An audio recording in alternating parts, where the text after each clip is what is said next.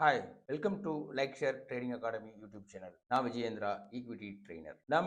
நம்மளுடைய ப்ரீவியஸ் வீடியோவில் சொன்ன மாதிரி தங்கத்தில் இன்வெஸ்ட் பண்ணாதீங்க, இப்போ அதுக்கான சூழல் இல்லை அப்படிங்கிறத தெளிவாக சொல்லியிருந்தோம். அதுக்கேற்ற மாதிரியே தங்க விலை 2 நாளில் நல்ல ரேஞ்சில் குறைஞ்சிருக்கு. நம்ம ஒரு லாஜிக்கை புரிஞ்சுக்கணும். சைனா தங்கத்தை நிறைய லோட் பண்ணுறாங்க, தங்கத்தில் இன்வெஸ்ட் பண்ணுறாங்க அப்படிங்கிற ஒரு செய்தி தான் கடந்த ஒரு 6 மாசமா ரொம்ப தீவிரமா யூடியூபர் மத்தியிலையும் நம்ம ட்ரேடர்ஸ் மத்தியிலையும் பரப்பப்பட்டது. அது உண்மைதான். அதாவது ஒரு இன்வெஸ்டர் எது மேல அதிக கான்சென்ட்ரேட் பண்றாங்களோ அதே தான் எல்லாருமே பண்ண ட்ரை பண்ணுவாங்க. அவங்க அதை பண்ணுனாங்க. தங்கத்தை ஒரு ரேஞ்ச் வரைக்கும் ஏற்றி விட்டுட்டு இப்ப தங்கத்துல இருந்து வெளியே வராங்க. அதாவது அவங்க ப்ராஃபிட் பண்றாங்க. இப்போ இன்வெஸ்ட் பண்ற ட்ரேடரோ அது ரீட்டெயிலரோ டெஃபினட்டா பாதிக்கப்படுவாங்க. ஸோ இதுல இருந்து இறங்கி ஒரு 10,000 தொட்டு மறுபடியும் ரீட்ரேஸ்மெண்ட் எடுத்தா நல்ல விஷயமா பார்க்கப்படலாம். நாம எதிர்பார்த்தபடியே மார்க்கெட்ல நிகழ்ந்திருக்கிறது அப்படிங்கிறது நமக்கு ஒரு சந்தோஷமான விஷயம் தான். இப்போ மார்க்கெட்ல தங்கம் விலை குறைஞ்சிருக்கு, ஓகே. தங்கம் விலை இன்னும் குறையும் அப்படின்னு நாம எதிர்பார்க்கிறோம், அதுவும் நல்ல விஷயம். இதெல்லாம் நமக்கு சாதகமான விஷயமா அப்படின்னா டெஃபினட்டா நமக்கு சாதகமான விஷயம் தான். ஒரு ட்ரேடரா நாம தங்கத்துல ட்ரேட் அதிகமா பண்ண போறது இல்லை, ஈக்விட்டி மார்க்கெட்ல தான் ட்ரேட் அதிகமா பண்ண போறோம். ஈக்விட்டி மார்க்கெட்டை கான்சென்ட்ரேட் பண்ற ஒரு ட்ரேடரா, ரீட்டைலராவோ அல்லது ப்ரொஃபஷனல் ட்ரேடராவோ நீங்க இருந்தீங்க அப்படின்னா இதுதான் சரியான ஒரு மாற்றமா நம்ம பார்க்கணும். இந்த மாதிரியான தருணத்துல தான் மார்க்கெட் ஒரு நல்ல ஒரு ஸ்டெபிலிட்டிக்கு டெஃபினட்டா வரும். மார்க்கெட் ஸ்டெபிலிட்டிக்கு வந்தா பெரிய பெரிய இன்வெஸ்டர்ஸ் எல்லாமே, அதாவது இன்ஸ்டிடியூஷனல் இன்வெஸ்டர் அப்படிங்கிற பெரிய பெரிய இன்வெஸ்டர்ஸ் எல்லாமே தங்கத்திலிருந்து இன்வெஸ்ட்மெண்ட்ஸ் எடுத்து ஈக்விட்டி மார்க்கெட்டுக்குள்ள வருவாங்க. இப்படி வந்தா ஈக்விட்டி மார்க்கெட்டினுடைய மதிப்பு டெஃபினட்டா இன்க்ரீஸ் ஆக வாய்ப்பு இருக்கும். இந்த மாதிரியான சிம்பிளான ஒரு லாஜிக்ல நாம ஒரு டிராவல் பண்ணோம் அப்படின்னா ஈக்விட்டி மார்க்கெட்ல நீங்க நினைச்ச மாதிரியான நல்ல ப்ராஃபிட்டை தாராளமா ஏர்ன் பண்ண முடியும்.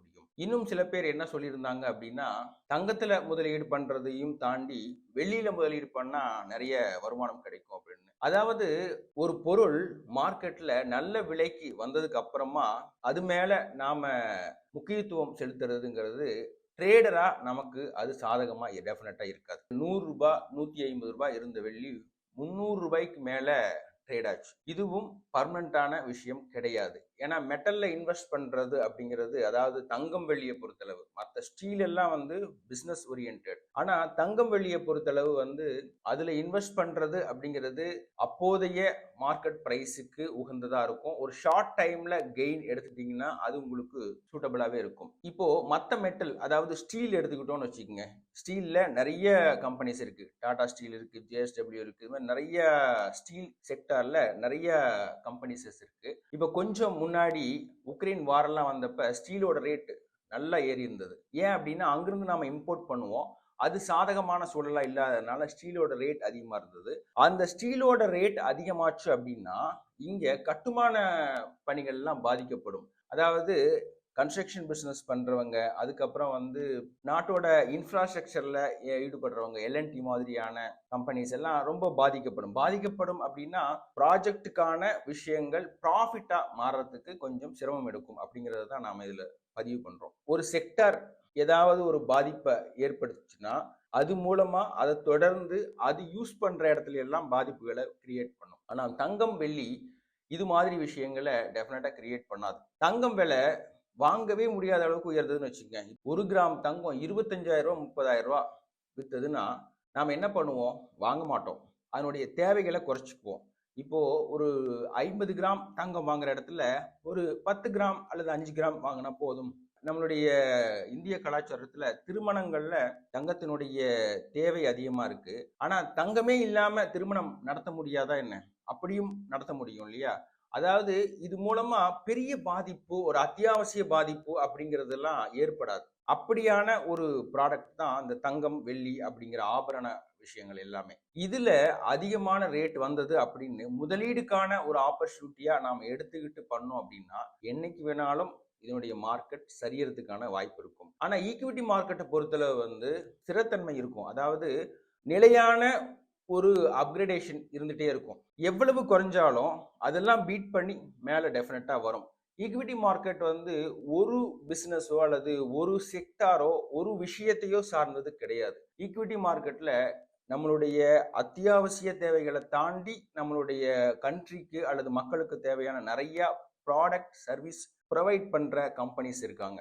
அவங்க டெஃபினட்டா அவங்களுடைய ப்ராஃபிட்டை இன்க்ரீஸ் பண்றதுக்கான முயற்சி டெஃபினட்டா பண்ணுவாங்க.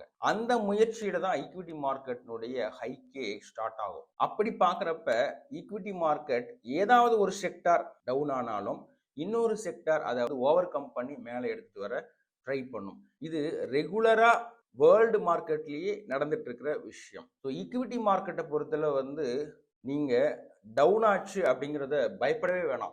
எந்த அளவு ஈக்விட்டி மார்க்கெட் சரிஞ்சாலும் அது ரிகவர் ஆகி வரதுக்கு 6 மாசம் அல்லது 1 வருஷம் தான் டைம் எடுத்துக்கும். ஏன்னா இதுல பலவிதமான செக்டார்ஸ் இருக்கு. கண்டிப்பா எல்லா செக்டாரும் ஒரே நேரத்துல சரியறதுக்கான வாய்ப்பு இருக்காது. இந்த கொரோனா மாதிரியான பேண்டமிக் சிச்சுவேஷன்ல தான் இது மாதிரியான விஷயங்கள் நடக்கும். அது மாதிரியான ஒரு நிலைமை மறுபடியும் வரும் அப்படின்னு நம்ம எதிர்பார்க்கவே முடியாது. நார்மலா பார்த்தோம் அப்படின்னா ஒரு செக்டார் டவுன் ஆச்சுன்னா இன்னொரு செக்டார், அதை பேஸ் பண்ண இன்னொரு செக்டார் அப்படின்னு எல்லா செக்டாருமே இதை ஈக்குவலைஸ் பண்ணவோ அல்லது இதை ஓவர் கம் பண்ணவோ ட்ரை பண்ணுவாங்க. அவங்க இண்டிவிஜுவலா அவங்க ப்ராஃபிட் பண்ண ட்ரை பண்ணுவாங்க இல்லையா? அது நம்மளுடைய மார்க்கெட்டுக்கு சப்போர்ட்டா அமைஞ்சு ஈக்விட்டி மார்க்கெட் நல்ல மேலே போறதுக்கான வாய்ப்பு இருக்கும். அதனாலதான் நாம நம்மளுடைய கிளாஸ்லயும் சரி பொதுவெளியிலையும் சரி ட்ரேடரை அல்லது ரீட்டைல் ட்ரேடரை ஆப்ஷன் கமாடிட்டி கரன்சி இந்த மாதிரி எல்லாம் அசம்ஷன் ட்ரேட் பண்ணாதீங்க. ஈக்விட்டி மார்க்கெட்டான ரியல் மார்க்கெட்ல இன்வெஸ்ட் பண்ணுங்க. இப்போ இல்லைனாலும் சில வருடங்கள் கழிச்சு உங்களுடைய இன்வெஸ்ட்மெண்ட் பல மடங்கு உயர்ந்திருக்கும். நீங்க எதிர்பார்த்திருக்கவே முடியாது அவ்வளவு ரிட்டர்ன்ஸ் அதில் கிடைச்சிருக்கும். அதையும் சரியா தேர்ந்தெடுத்து ஒரு நாலேஜோட பண்ண ஆரம்பிச்சிங்க அப்படின்னா நீங்க நினைச்ச ப்ராஃபிட்டை நினைச்ச டைம்ல அச்சீவ் பண்ண முடியும். இது மாதிரியான விஷயங்களுக்கு நீங்க எங்களுடைய லைக் ஷேர் ட்ரேடிங் அகாடமி சேனலோட இணைஞ்சிருங்க. நிறைய விஷயங்கள் ஷேர் மார்க்கெட் பத்தி ரொம்ப சிம்பிளா ஈஸியா உங்களுக்கு புரிகிற மாதிரி விதத்துல தொடர்ந்து வீடியோ போடுறோம். பாருங்க, பயனடைங்க. நன்றி.